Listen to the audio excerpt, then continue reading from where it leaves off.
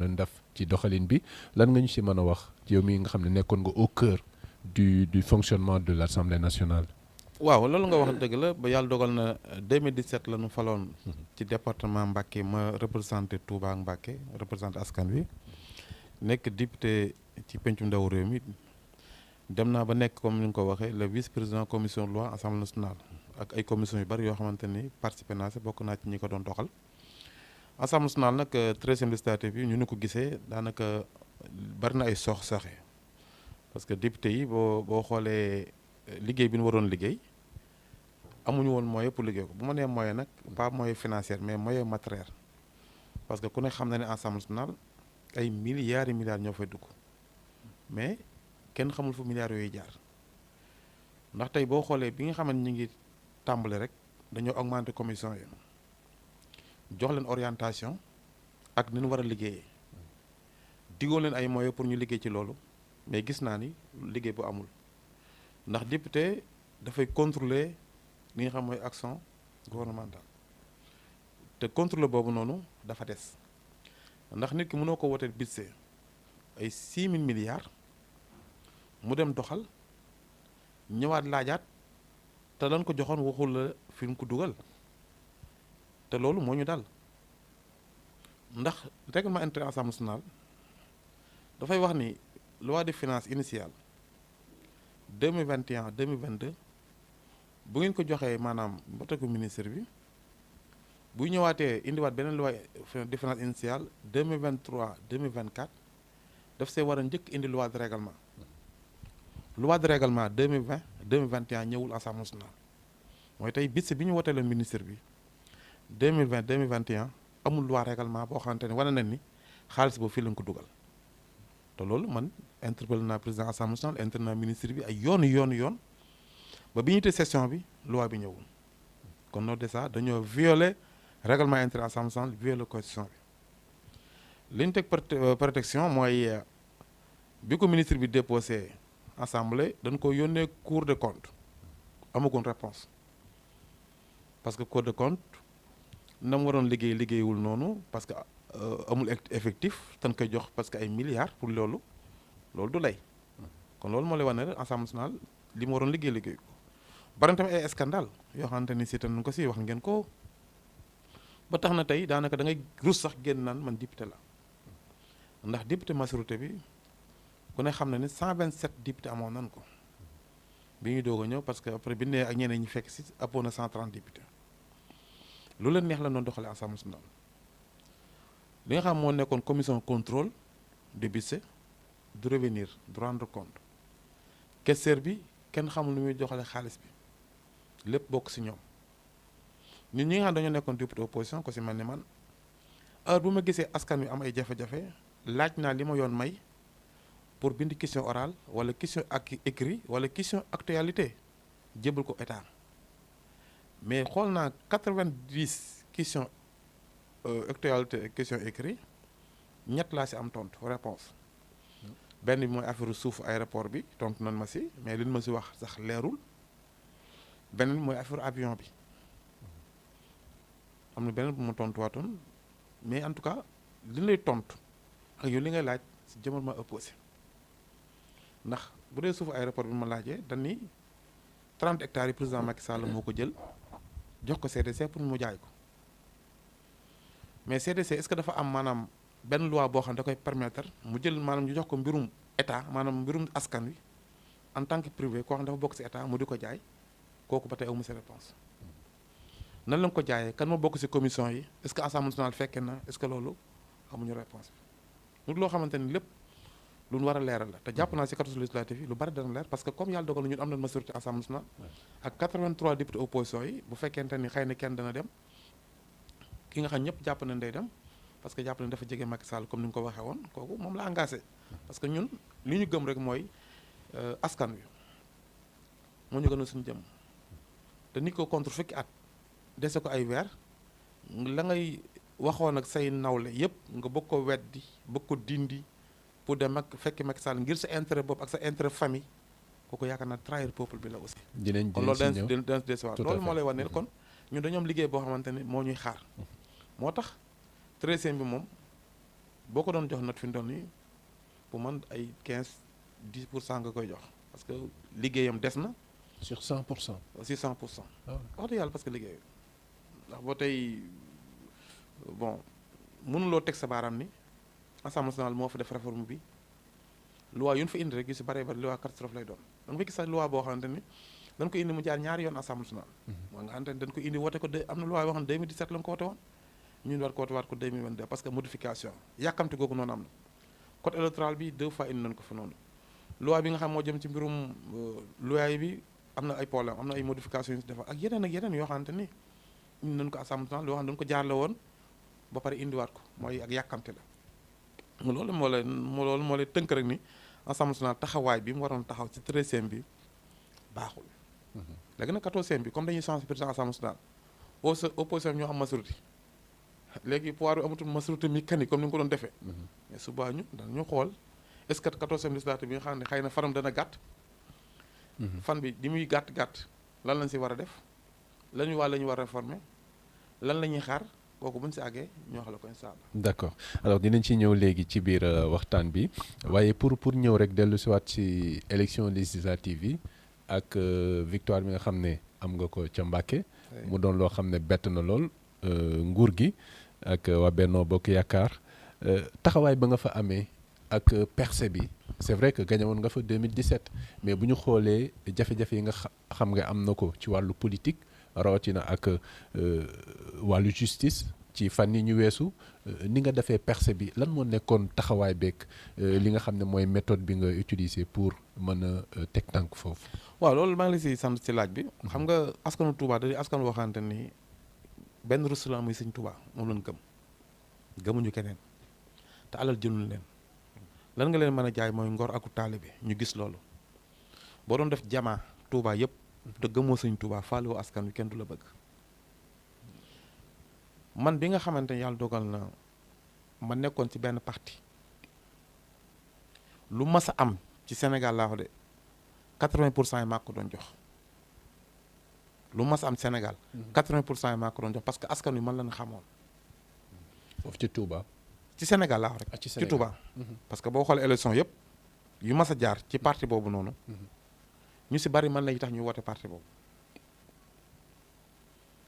rawat na Touba ga ma dëkk bi ma demee ba gis ni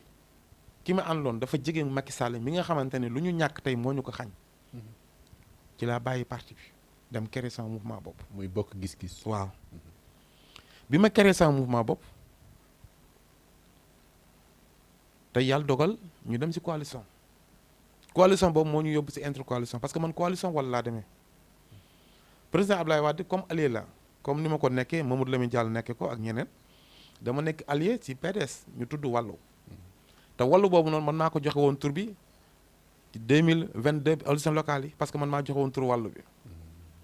yàlla dogal ni bi ma leen ne bu ngeen ma jiitlee ma gagné leen Touba jiitlu ma woon ñu jiitloon sama beneen frère tey kooku mi ngi ci Macky Sall ñoom ñu dem ñoo ñu perte man ma dem ak man kese. am 13 447 voix nga xamante ni tey li ma amoon foofu noonu président parti bi si bopp moom la am Dakar am naa juróom-ñaari conseiller moom mu am ñaari Dakar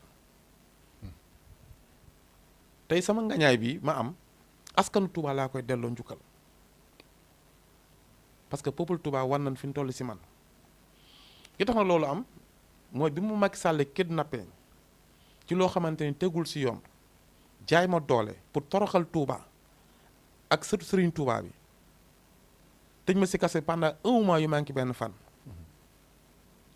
bi bu yàlla dogalee ma génn dama wax ak askanu Touba yéen a tax ñu jàpp ma yéen a tax ñu tëj ma kaso yéen a tax ñu humilier ma yéen a tax ñu tëj ma si cellule boo xam ne téeméer nit ak nangam la yéen waa Touba yéen a tax ñu seene ma di ma yóbbu tribunal yéen waa Touba nag tey man la ñu jiital comme yéen a tax ñu toroxal ma maa ngi leen sàkku ngeen humilier Macky Sall au niveau de Touba man maa leen ko wax c'est un message fort parce que man doomu Touba la bi ma leen waxee loolu message bi dégg nañu ko attentivement parce que li am Touba musul am si politique ndax bu doon taxaw gi may taxawal Touba kenn du ma jéem a toroxal taxawaay boobu moom laa ma ne Assemblée nationale ba dégg fa lu nekk gis fa lu nekk loolu continuer ngir ma bañ a dikkaat Assemblée nationale fu nekk ñu jëm ko fa jaar mais askan Touba ak sëriñ bi wane boppam moo tax bi nga xamante ni génn naa ba dem te ñoom fooguñu ko woon ndax jàppoon nañ ni ñoom Touba ñoo koy gañe ren ñoom jàppoon na loolu ak milliards yu ñu fa mën di tur ndax ñoom ñëpp ñu ne si ñoom ak seen homme d'affaires yëpp kenn ku nekk da nga ñëwoon di sot mais dañoo xamul boobu peuple bi nga xamante ni mooy askan Touba bi nga xam ne moom la ñuy jàkkaarloo bi ma defee communiqué boobu ànd ak ñoom ci dina ba pare nag bi ma falee ba jëmmi tey sama lépp ma jox ko Touba ma ne sama salaire sax Touba laa ko may. parce que damay day la salaire ba mu toll benn lim ma jël ay action def ko Touba. inondation yi ginnaaw xalif maa si man ndax maa jënd samay moto pompe yóbbu mbas mi bi mu amee ginnaaw xalif maa fi man maa njëkk a yóbbu 5 millions jël 75 millions jënd ko ay masque jox leen taxaw leen si dund ba pare di leen défendre nekk seen wet quartier boo dem def naa fa courant def fa ndox lu nit xew la ma dem teew ba pare jël sama jëmm jox leen ma ñu saagam pour Touba jaral na ma ñu tëj ma pour Touba jaral na ma mais askan woowu noonu dañ ma jëloon jukkal parce que sans man ma delluwaat Assemblée nationale Touba du am député ñoom xam nañ ko moo tax 606 bureau de vote yi Touba yëpp dañ ko humilier Macky Sall tout leen raafal ak 67 bureau de vote Mbacké yi musul am ci histoire politique le président Ablaye Wade mi nga xam mooy suñu mentor di ko ñaanal aussi ci taxawaayam bi mu ñëw 2017 di jiitu liste bi ñëw campagne foofu 60 000 voix la na moom ma ñëw doublé ko dindi leen 109 000 voix kooku liggéey la boo xamante ni du caay ni rek da nga tëb tëb liggéey ko te bu ma nekkoon si kaso bi dinaa gagné Touba. Ah ouais. Te tant que maa ngi dund di fi nekk di contre Macky Sall Touba Macky Sall gagné Touba te Macky jeexal na parce que élection moo ko dese woon amul beneen élection bu ma sa def bu mën a defaat. parce que man xañ naa ko li ma ko war a xañ lépp mooy ak nekk maanaam fukki at ak ñaar yi mu nekk ci reen bi. gañewul Touba kooku sama mission mat na si ma. d'accord alors gis nañu constat bi ñu def également mooy ne ci biir cité religieuse yëpp dañu gis ne nguur gi dafa perte loolu ban jàngat lañ ci mën def. waaw li tax ka mu perte jàngat bu am solo la parce que cité religieuse yi. ñoom ñoo déterminer prochaine législature 2024. te dafa am message boo xamante ni cité religieuse yi dañ ko xam gis nga lu waa affaire nguur jigéen bi nga xam ne kilifa yëpp wax na ne Macky Sall jàll ko Assemblée mu lànk bokk na si. bokk na si toroxal gi ngeen toroxal kilifa diine yi seenu njaboot bokk na si tegul leen fenn amul kenn ku mu faale tey lu mu jàpp bu ko benn kilifa diine waxee ne ko def bàyyi ko wala defal nangam du ko sax def mën nga nekk si réew am ay kilifa te kilifa faale woo leen say ministre faale wu leen say directeur waxi nopp mais kilifa yooyu nag malgré que ñoom bu ñu waxul ñoom ay nitu yàlla lan ba pare askan dañuy siise si loolu ndax boo dee tey Touba loi ngóor jigéen bi man dama ñëw imposé ne bu ñu yàlla may ñu dem assemblée dinaa ko porté waat pour delloo ko assemblée dañ ko déposé waat moo xam mu jàll moo xam mu bañ jàll mais loolu dañ ko déposé waat parce que loolu la ñu yoon may loi ngóor jigéen bi ñu ñëwee ci sëriñ bi premier déposement bi dafa signé d'accord ni nañ ko criminaliser mais ñu déposé ko assemblée Macky Sall jox ay député yi tey jii ñoo lànk waaye gis nga dinañ yàlla fayee ñi lànkoon ñëpp te bokkoon foofu noonu 65% dikkatuñ assemblée ko si mel le président groupe parlementaire bi nga xam moo nekk ay miiru ñing bokkoon si njëkk a lànk génn de tey xool li ko yàlla toroxale ñëwul tey assemblée te moo lànk loi ngóor jigéen bi ak ñeneen ak ñeneen ñoo xamante ñi ngi woon foofu noonu. Djibril War par exemple. voilà waaw yaa ko tudd sax xam nga ñooñu sax daanaka du ma leen tudd parce que man boolu ba leen ci ñu xamante nii parce que kii la mais moo lay wan ne rek yàlla moom lépp loo xamante ni lebal nga ko du la xaare imposition loi ngóor jigéen bi tey ñëwuñu am na ñeneen ñuy ñëw ñeneen ñi ñëw nag danañ déposé loi boo xam ñoom dañ ko jàll. d'accord dinañ si ñëw nga am yenn tegtal yoo ñu si jox sax bu ñuy dugg ci enjeu yi nga xam ne mooy xaar 14e législature bi mais dama bëgg ñu des tuuti ci Touba ak déroulement élection yi démb ci conférence de presse bi nga jëlee kàddu am na révélation boo def boo xam ne quand même lu graaw la boobu dañu bëggoon xam askan wi tamit di se poser ay questions concernant tentative de corruption bi nga xam ne waroon na am ci yenn ci ay PV te nee nga benn koo xam ne benn émissaire bu Antoine Diome la doon proposer 10 millions loolu da nga koy confirmer tey ndax da nga ci teg bët da nga ci am ay preuve. waaw xam nga démb ci point de presse bi. oui dama wax lu leer la. mais tur boobu nga tudd ma ko dama wax ni. Tony mi ci ministère de l'intérieur bi Tony laa wax. tudd ma tur. oui am na koo xamante ne moo ko nekkal Touba. ànd na ak benn candidat bu ne ci conseil département bi. dem ci suñu benn kër koo xamante ne mooy suñu charte de sélection. ndax ñun charte de sélection dañ ko bañ ba ñaar lañ ci amoon kenn laa wax dem na ci moom. ba mu demee ci kooku moo wàcc dem fëgg buntu kooku mu ubbi mu ne ko kilifa moo la soxla.